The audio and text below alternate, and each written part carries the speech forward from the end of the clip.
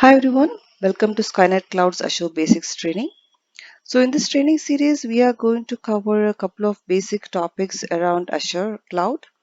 So this training series is intended to those people who are new to Azure, who are cloud enthusiasts and who want to learn more about this popular cloud platform that is Azure Cloud. If you're new to Azure or if you're a seasoned administrator, any other cloud platforms, say AWS or GCP or IBM Cloud, and you want to learn what Azure is, you're curious and you want to understand what it is, then this is the training series for you. And also for people who are working on on-premises technologies and you want to ramp up on cloud, you will find this course beneficial. In the first part of this training series, we are going to cover a set of topics that would get you started with Azure.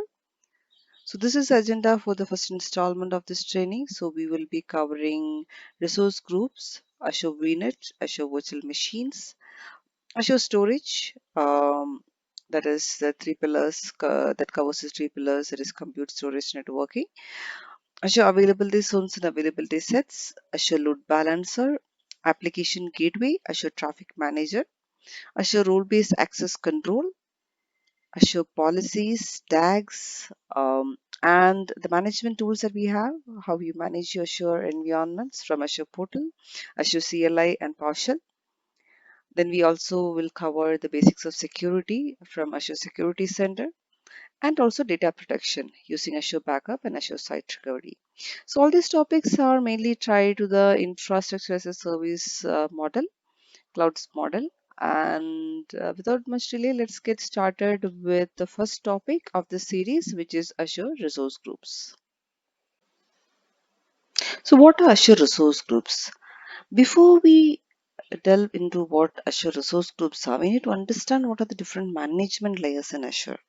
We often hear about Azure subscriptions. People purchase Azure subscriptions, deploy resources to it. But there is an additional management layer on top of Azure subscriptions, which is called management groups. So you group together your subscriptions into your management group. Okay, and in the management groups, you can apply different policies and different governance settings at management group level, which will be applicable for your multiple subscriptions. Subscriptions, again, as I said, is an entitlement, is a place where you go and deploy your Azure resources. So once you have purchased Azure, you can create your subscriptions from the management portal, and from there you can log into portal.azure.com and start deploying your resources. Then comes the resource groups, about which we are going to talk about in this video. And inside resource groups, we have resources. So what are resource groups? Resource groups are a logical grouping of resources that you have inside a subscription. So whatever resources you want to manage together, you would put them in this resource group. Imagine it as a logical container where you want to put all the resources related to your application. So if you have a three-tier applications with a web VM, a DB tier, or a middle tier VM, you would want to put all of them in a resource group so that you can manage them as a single entity. So you can deploy them, you can create, you can update them, and you can delete them directly from the resource groups. So every resource should exist in a resource group. So there's a one-on-one mapping between a resource and a resource group. So one resource cannot exist in multiple resource groups. However, there are certain resources that can be deployed outside resource groups as well. For example, role definitions or your blueprints or your tags that you can apply at subscription levels also. Budgets. So all those things can be deployed outside of the resource groups. However, for the resources that you would generally deploy for your day-to-day use in Azure subscription would reside inside a resource group. It acts as a scope for administrative action. Like I said, you create, update, delete all those resources together.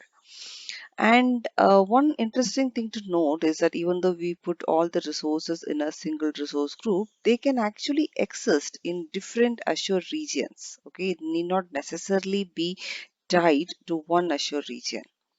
So I can have a web VM that resides in North Europe, while I have another DB that resides in a different Azure region, say West US. So that is possible. There is no restriction that all of them have to be in the same Azure regions. So what does Azure resource groups do? They store metadata of all these resources. Okay, so that they can be managed as a single entity.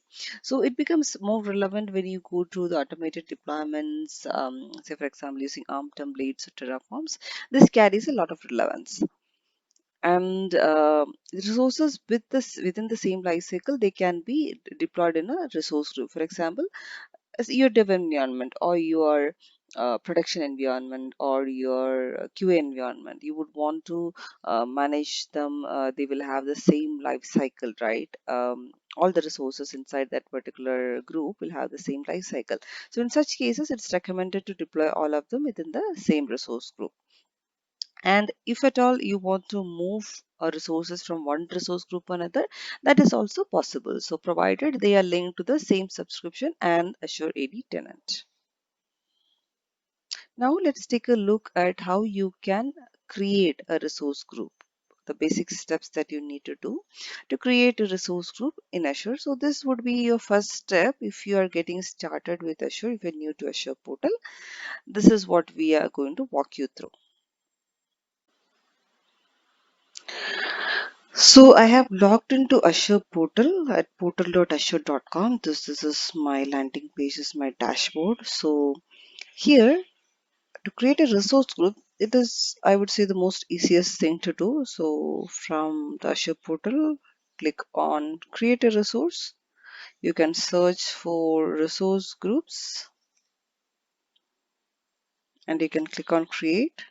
Alternatively, you can come here and you can search for resource groups if it is not already listed there. So you can see resource groups. You can see the existing ones over here and you can click on add here. So if you click on add, it will take me to the page where I can create a new resource group. So here I am going to give a resource group name. Okay. And I need to select a region. Then tags. So these are key value pairs that we need to add if we want to kind of segregate them for purposes like billing. We'll cover that in detail in another session. So I am not going to add any tags here. Review and create, validation passed, create. So it is as simple as that. So now my resource is created. I can click on go to resource group. Done. It's done in 1 second. So the resource group is created. Now if I want, I can go and add some resources to it. So I can see all the available resources. Whichever resource I want to do add here, I can go ahead and add.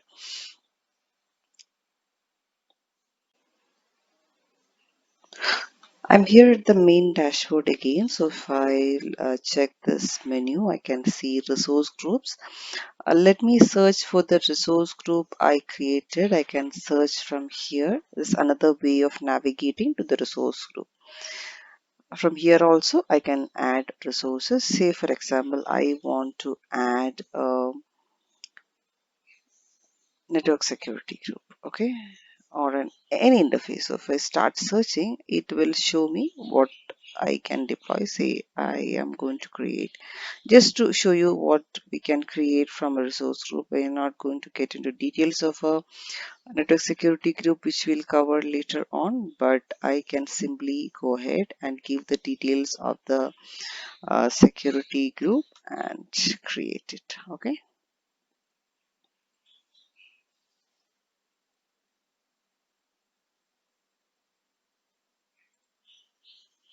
So now the deployment is in progress. It is initializing deployment to my newly created resource group, that is a Skynet Cloud. So you can see the deployment is in progress.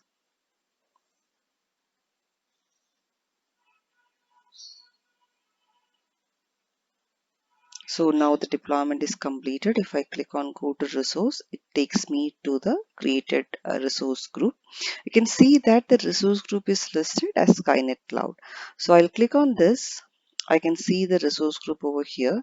Now, similarly, you can deploy multiple resources to your resource group, and after the life cycle is over, so you have deployed your resources, you have leveraged it for your applications, and you are done, and you want to delete the resource group, you can click on delete resource group and just give the resource group name. That's it. Delete, and the entire resource group along with the resources in it would be deleted. Okay. So you can see the notification here that the resource group is being deleted. So that's all we have for this video. Today we covered what the different management layers of Azure are, and we looked into resource groups, how to create resource group, how to deploy resources inside a resource group, and how a resource group enables the management of those resources, how they can manage as a single entity. So in next video, we will look into what virtual networks are. So thank you so much for watching. Please like and subscribe to our channel for more such interesting videos. Thank you.